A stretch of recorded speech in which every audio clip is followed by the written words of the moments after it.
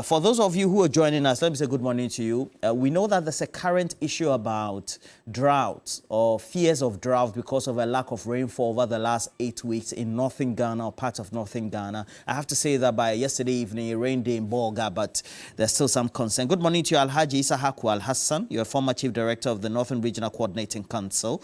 Your wife is Hajia Fati, Executive Director of the Sang Foundation, as well as beautiful daughters that you have in San. And Ansar is the one we met over the weekend when we went to Tamale. Let me just introduce Yabwa Benga Samoa of the Movement for Change, former Member of Parliament for the Adentan constituency. Good morning to you. Roland, I'm so happy this morning. Everything in this studio is yellow. My brother Eduji is in yellow. You are in a yellow tie. A backdrop is yellow. And I'm feeling comfortably I'm just trying yellow. to watch myself. Yeah, I mean, please put me on again. Yes. Yeah, that's true. Yes, you have a yellow vest and you didn't speak to me. Vest. That's very coincidental. Anyway, Yabwa Samoa also is a former Director of Communication for the ruling New Patriotic Party. Thank you for joining us, Yabwa Samoa. Thank you. And then also Eduji Tamaklos. Good morning to you, Eduji. Good morning, and good morning to my learned senior. When you check the Ghana flag, what do you see? What? How do you mean? No, when you check the Ghana flag, what do you see? Red, gold, green. Okay. What's your point? So movement for changes in the Ghana flag. You admit movement for changes in the Ghana flag. I have been a patriotic citizen. You understand? I'm just being patriotic. By the way, good morning and good morning to Good morning. And your cherished viewers. I mean, we need to thank them that every morning, Monday morning, it's almost a religion. I have friends who will tell me that, hey, lawyer, because of you, I'm going to work late. And so we want to thank them for their patience and everything. How was the weekend for you? This weekend was good. I had to go to Mefe for their annual Apenoto festival. It was beautifully done, and I want to salute the people of Mefe Traditional Council for putting up such a splendid festival. Okay. Well, we've also been joined by analysts on the economy as well as the politics of our time. Dr. Efriye from the Ashanti Regional Capital. Good morning to you, Dr. Efriye. How are you? And good morning to your cherished listeners as well. And good morning to Lawyer Eduji. Yes. And Look, how are you, Honorable Boabing Asare. Boabing.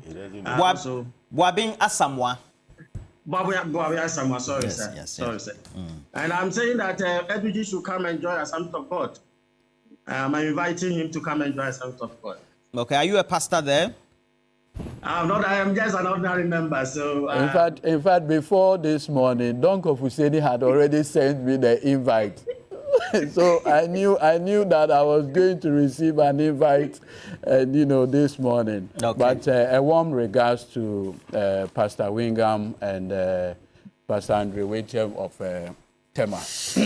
All right. For those who are watching us on Facebook, let's do some quick acknowledgement. Shaibo Mohammed, Ganiu, and then also watching us from Tamale, I have Abdullahi Manan. Good morning to you as well for watching us. Awilo, you've also been watching us. Entry Conti, good morning to you, and the rest of the team who are on stream. Prince Ahmed, Patrick also there, Sonia. Please share the stream. Let's have some great conversations. But let's quickly deal with the Bryan Acheampong issue. Then we'll go to what the finance minister a week after has been saying and the apologies thereof, how we need to look forward to it in the run-up to the general elections. Bryan Acheampong.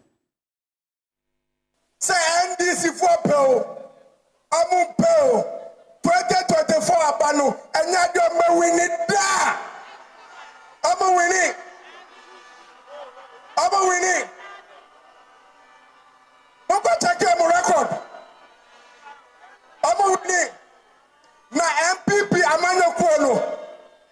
MPP Amano Kono. Yes, you say you better win the election. MPP. Yes, you say you better win the election. It's the enemy. Quite be asked why you better win the 2024 Amano. You better so.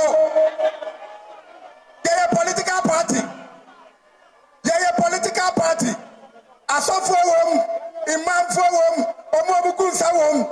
That the other side you win the election. Eti akwai bia ye be fa so a ye be win the election no ye be fa so. Oti afi aboko sepo ye be win the election no. Well, so that's a comment there. It's been criticized but also accepted variedly. It depends on which side of the political divide. Just the criticism is that it doesn't create the needed atmosphere, also results in reprisal reactions from other sides of the political divide. And then also, well, they said that it's a normal campaign. We opened the phone lines today and everybody said, well, it was not good. Some said it was good as well. So it depends on which side of the political divide or not. But what do you make of this yourself? Mr. Boabian Samoa, let me start with you with this. How's Mr. Acheampong? Mr. Acheampong is doing excellently well. What do you make of such comments? Once you've mentioned him, let me extend our collective greetings to him. Tomorrow he's meeting the media in the evening. So it's interesting you mentioned his name. Now, the Honorable Dr. Bryan Acheampong, this is not the first time he's made pronouncements like this. The first time there was an attempt to rationalize it. But frankly, let's sit back and look. Is this about NPP and DC? Does the NPP leadership still think that on a political platform now, what you're doing is that you are contesting NDC and that it doesn't include the people of Ghana? Does he think everybody in Ghana is either pro or for NPP and DC? And in that sense, it is disrespectful. Disrespectful? Yes. To the ordinary voter, to the one looking for solutions, to tell him that you are going to win an election at all costs because you are going to depend on spiritualists, traditionalists, imams, those who pour libation, and in all that he said. I don't understand. You say he's depending on buga buga means in local parlance? Is it buga buga? Well, it's part of the buga buga. Because what did he say? One, he says the MPP exists to win elections. So the MPP is an electoral machine. It's not a leadership machine. It's not a transformational machine. It's not a policy development machine. It is something that exists only to win elections through fair or foul means. Because if Ghanaians in general are going to vote, if 20 million Ghanaians, based on what the EC is saying, are going to vote on December 7th, and you tell us that you will win it at all costs, you are telling all those 20 million people that with or without their consent and endorsement, you are going to win the election. Then how are you going to win it? Buga buga. Then he goes on, because you say you are an election machine. So whatever you do to win the election, with or without the thumbs of the people, that's what I'm saying is disrespectful to those who will vote, presuming that you can do what you like and they will accept it, even if they vote against you. Are you worried about such an utterance? No, the second thing he said is that they also have pastors, imams, and traditionalists. That's what I want to specify. Is that what Ghanaian elections What did you say again? Pastors? He said that they also have pastors, imams, and traditionalists who will pour libation. That's what he just said. They also have people who pour libation. They have people who are pastors. They have so is that what politics of political leadership has been reduced to? That at election time, what you have to offer to the people who want to take a position, a positive position on their livelihoods, their living conditions, is that you tell them you are going to depend on spiritual means, pastors, imams, and traditionalists. No wonder at this time of the year, all manner of prophecies and predictions about politics are being made. So the bottom line is that what is the policy posture that the 20 million Ghanaians is taking for granted or to look at? That's what I'm saying is disrespectful to the rest of us. What about those who simply want to see policies? Policies like Mr. Acheampong has produced. What about those who want an understanding of the way forward? What about those who want quality leadership? What he is saying up there is total policy failure. For a party which has been in power for 16 years, to tell us that at this stage, after 16 years, what you have to offer us is that all you've turned yourself into is an electoral machine. That means only at the elections are you effective. And you are effective not because the people have voted for you for your policies, but because you've used all manner of means to win the election and you refuse to hand over to the NDC. But who told him it's the NDC who's going to win the election? Who told him it is the NDC they are contesting with the movement for change, Mr. Chematin, they are contesting with the CPP. They are contesting with a large group of people in Ghana, undecided, uncommitted voters who want something different, who want leadership. This is not leadership. This is a complete, total failure of leadership.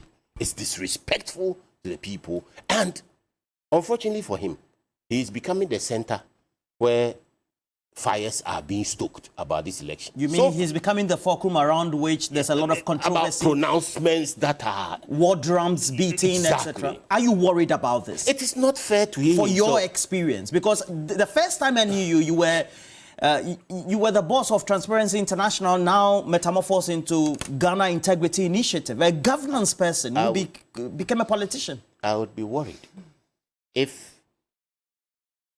the likes of Bryan Acheampong and what the MPP has to offer or not to offer were the only thing on the table. I would be worried. But now, the people have alternatives. Because the people are saying that MPP, NDC, too much. We haven't seen much. The people are saying that MPP, NDC, divisive. It creating potential instability, just like Bryan Acheampong is doing. So the people are saying that we want a credible alternative to MPP, NDC. So statements like this only reinforce the need for a credible alternative. So the people are saying that if you can't satisfy us with clear policy postures and you only beat war drums, we are not interested in war. We are not interested in destroying this country so that the MPP can perpetuate itself in power. So give us an alternative. So the people are saying that winner takes all, MPP and DC take it and destroy the other, it's over. The people are saying that we can't afford to continue this way, where we are disrespected and the two parties think that they are the ones in charge. The people are saying that we will not accept threats of violence in our elections. The people will not accept threats of violence? No, they will not. They are not merely worried and afraid. They will actively reject violence. And so, at this stage, what we are saying is that MPP, NDC, the people want a credible alternative to these two, and the movement for change is that alternative. So what Yabwabwe, as someone, creditably is saying that there's a Jacob Zuma camp currently being the third force in Ghana that is going to be the alternative, that is going to be the one in the middle that could provide the alternative choice for the voters. And so Bryan Acheampong, despite being criticized by the NDC, etc., should not go on that tangent. What do you make of this pronouncement as well? Okay, so Roland, once again, good morning. Two quick things. Remember, today is International Youth Day. Now, consistent with the NDC's superior strategy to resolve the growing unemployment situation, the NDC will be launching its youth manifesto today at UPSA. I'm inviting you. You're launching the youth manifesto today at from 10 a.m. Okay. H. John Dramani Mahama will be there. Come and listen to the superior strategies, the superior policies program to, as it were, resolve the unemployment problem in the country. That, for me, is a major priority. Two, my senior here makes the point about Alan addressing the press. And the press, consistent with their constitutional responsibility, will probe him. Yes. They will ask him questions. Yes, that's tomorrow. Yes, tomorrow evening. I think that it is fair for you, the media, to call out Dr. Bawumia.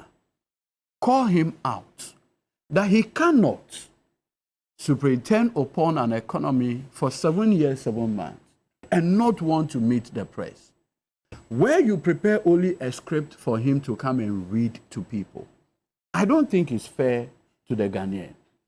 You need a situation where he will meet the press should be able to ask him questions, comfortable or uncomfortable, like Alan and H. John Dramani Mahama have unveiled themselves to do.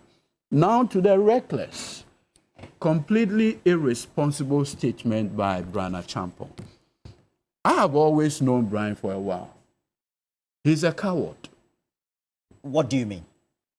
You see, they say he was campaigning. Bryan has always been a coward. He's never taken responsibility for anything. I know him too well. Look, many years ago, he decided to contest the MPP primaries in Suhun. He contested several times. In fact, against Opariansa. Go and find out why he ran away from Suhun to Abetifi. He thought he could go to Suhun with violence. What happened on the street of Suhun is what caused him to run away to Abetifi. So I am not surprised that he's talking this reckless. But you see, significantly, two things comes out of his statement. Bryan doesn't say that they'll win the vote of Ghanaians, because you know they cannot. Two, he says that the voter, the Ghanaian voter, doesn't matter. And so all the MPP is looking for is malams, prophets, men of God, among other things. Religion. Because the MPP believes that religion is the opium of the masses. So pastors can just come, fetish priests can come with their boduya, and then people will start voting for MPP like conveyor belt. Mr. Bryan Acheampong, what you don't know is that in this country, you went out to buy SNIT property, Ghanaian pensioners' property, pension holders. What happened? You ran away. If you have not learned anything from the SNIT hotel episode, then excuse my language, you are not learning.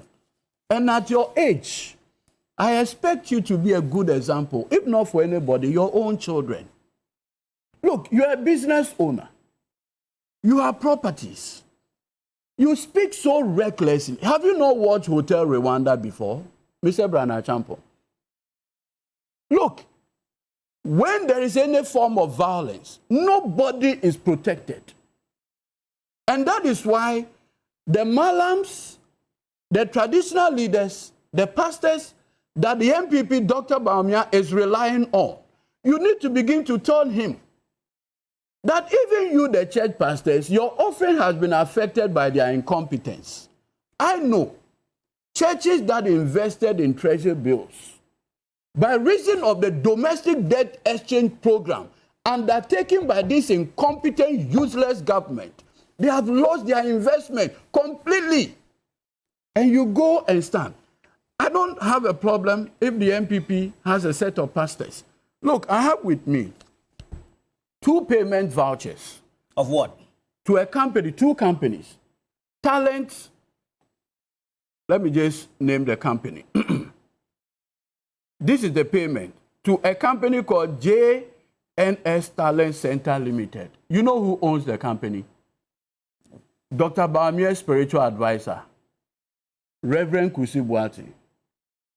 Government of Ghana paid him 3.5 million Ghana cedis. See, 3 million Ghana cedis. For what?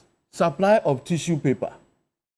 He has another company called Dunamis,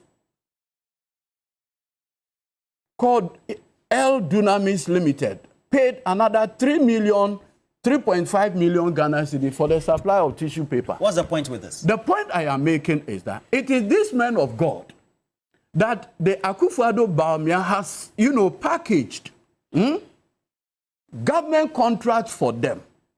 They are the ones that they are relying on, that in the name of prophecy, they'll be telling their church members that, oh, MPP will win. Whether the people vote for them or not, MPP will win. Let Mr. Bryan Acheampong understand one thing, that he runs a business. In the event of anything, he possibly will be the first casualty. I have always resisted the politics of violence because violence does not have an address. It can affect anybody. Let's engage in constructive politics, politics of ideas. Today, like I told you, the NDC is going to launch its youth manifesto. Young people of this country will have the benefit to see how John Mahama is going to create jobs for them. You don't stand on a political platform intoxicated with arrogance, and speak down on the Ghanaian voter as though the Ghanaian voter is robotic, that it matters not its living condition. They will just go and line up like a conveyor belt and vote for Dr. Bawumia. That is not going to happen. Okay. Bawumia's leadership as the chair of the economic management team has been a disaster. What you need is sober reflection. That with the benefit of political... Yes, I'm wrapping up. What you have done.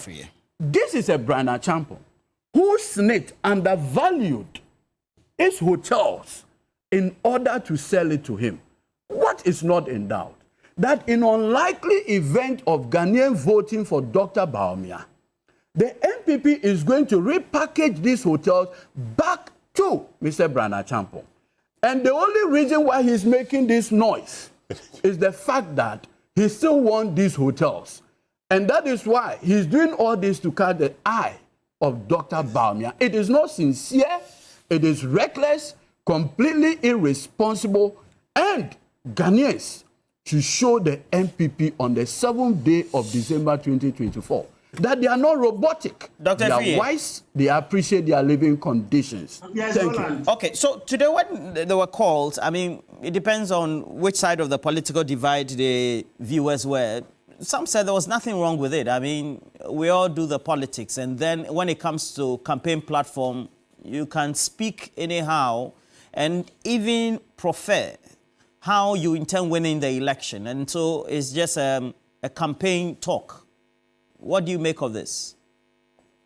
Yes, Roland, thank you very much. You know, careless statement and reckless statement, I think for some time now, looking at our political scene has been one of the strategies that some politicians tend to use. And you look at most of these parties, we have these firebrands that tend to make some of these careless statements about these political campaigns.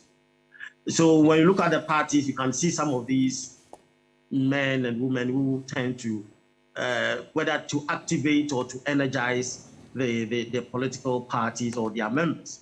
When you look at the statement that he made, it has two sides. The members of the party, that is the MPP, and also the message sent to the opposition, especially to the NDC, as he mentioned the party name. So you clearly will detect that you want to motivate his people, and that is his members, and also to warn, if I should put in quotes, warn or to caution the NDC that the party is ready and they will use any other means to win the election. And if you don't side with them, then go and bend the sea. And that is, as I said, is a useless and reckless statement made by a minister, a cabinet minister.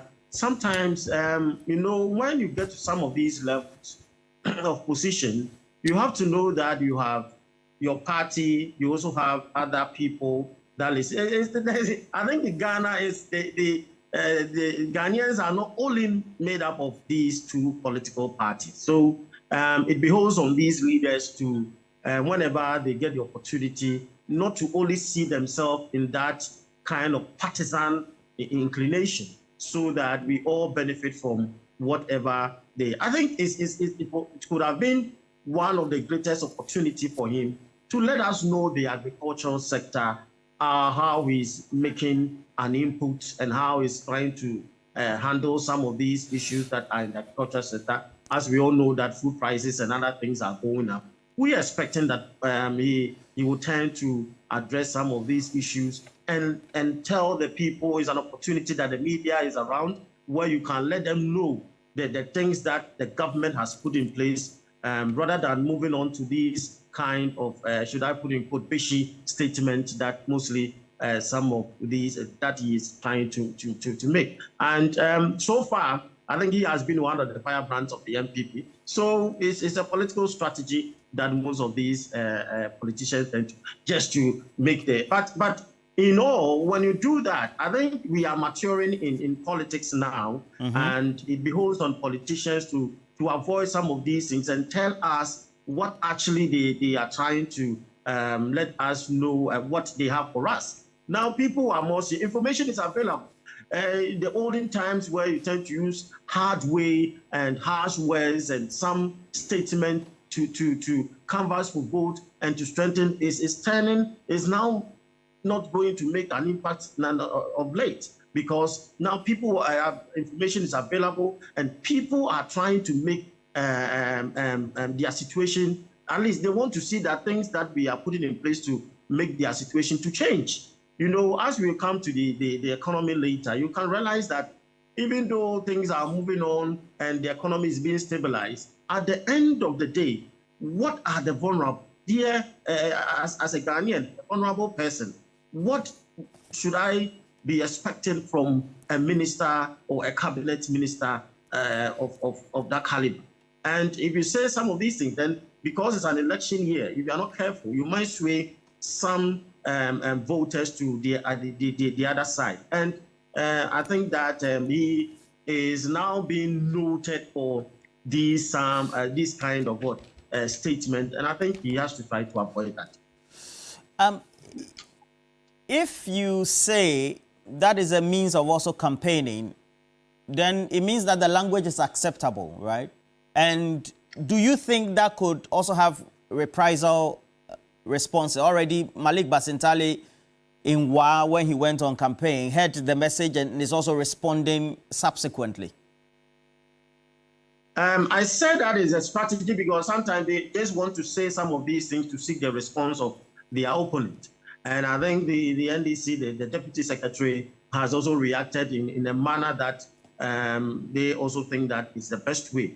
And when you do, that's what I'm saying, that in the previous time, when you use some of these things, is where people will be yearning and people will be following you and you'll be seen as a hero in a way, in terms of the political party, But of late, now people's situation doesn't demand some of these statements for you to canvass for vote. And when you do that, you create tension, you create some kind of, that's why I was saying that they should avoid some of these things, because it tends to make people to see how the party or the government in power, such leaders that they have to come and lead them, that they will use all and the other means to get into power. They have to avoid that. Mr. Bobian Samoa, it looks like that's the way to go. You energize the base. That's the argument I'm getting on this table. You energize the base, but with what words? A clarion call to unfairness, to potential violence, to injustice. Listen to this. Proverbs 18:21. Proverbs 18:21. Proverbs 18:21. And it says, the tongue has the power of life and death. The tongue has the power of life and death, and those who love it will eat its fruit. So our words have the power to encourage us to bring life, positivity, or to create death, hate, or negativity. It's words that influence what we do. Everything about us is about words. Why do we keep talking about communications, political communications, and all those things? You are using words to influence people. So it says that those who love their tongue may be prone to speaking excessively or thoughtlessly, leading to negative consequences. So we are advised to be intentional with our words, to build people up rather than tear people down. His words are tearing an entire nation down. If it is a strategy, then it's a false strategy.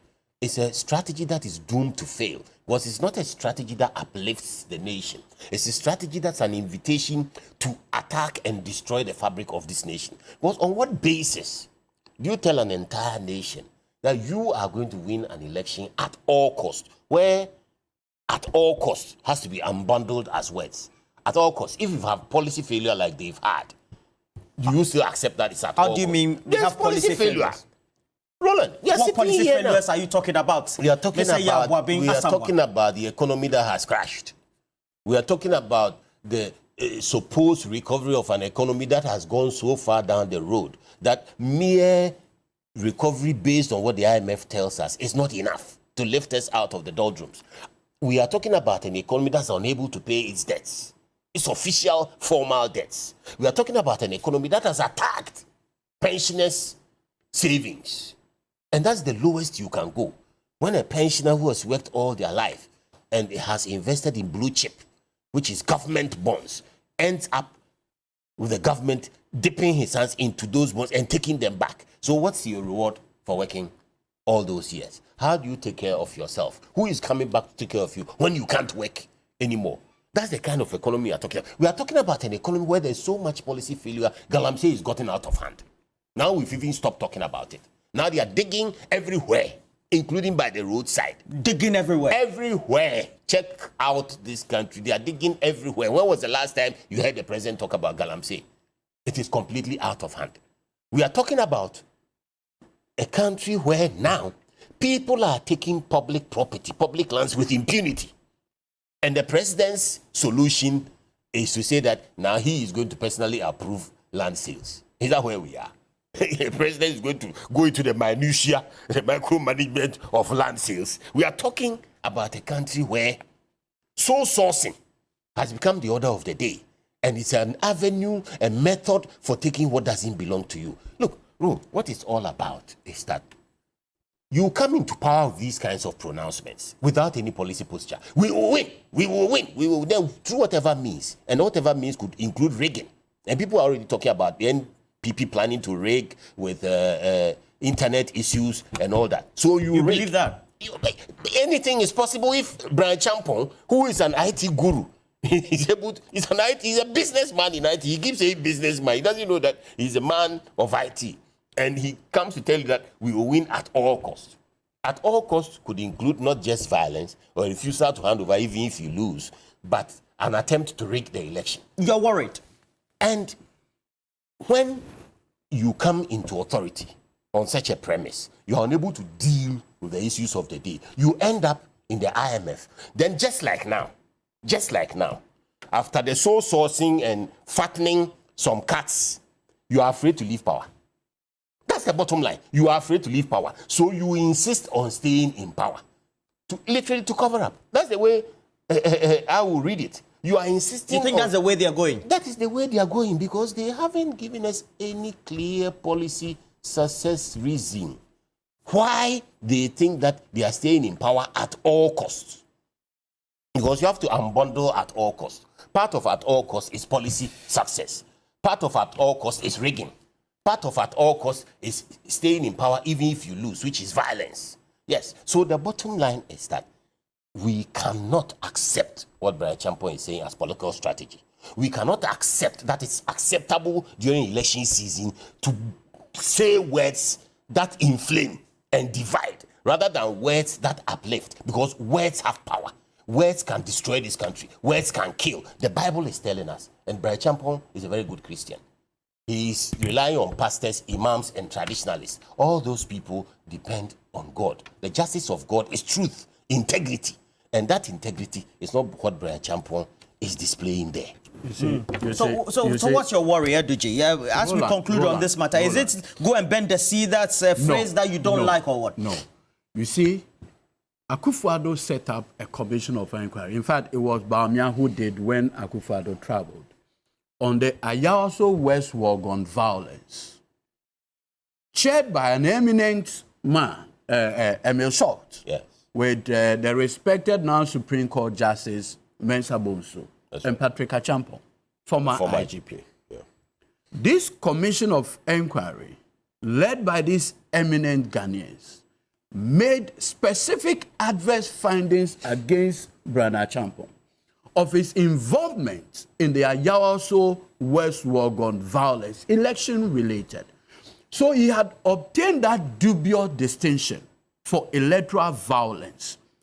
I want to directly speak to the U.S. Embassy, where Mr. Bryan Acheampong once worked as a U.S. military officer, that they should keep their eyes on that reckless, irresponsible guy. Because America has a lot of investment in this country. The continuous reckless statement by Bryan Acheampong has the potential of undermining the security of this country.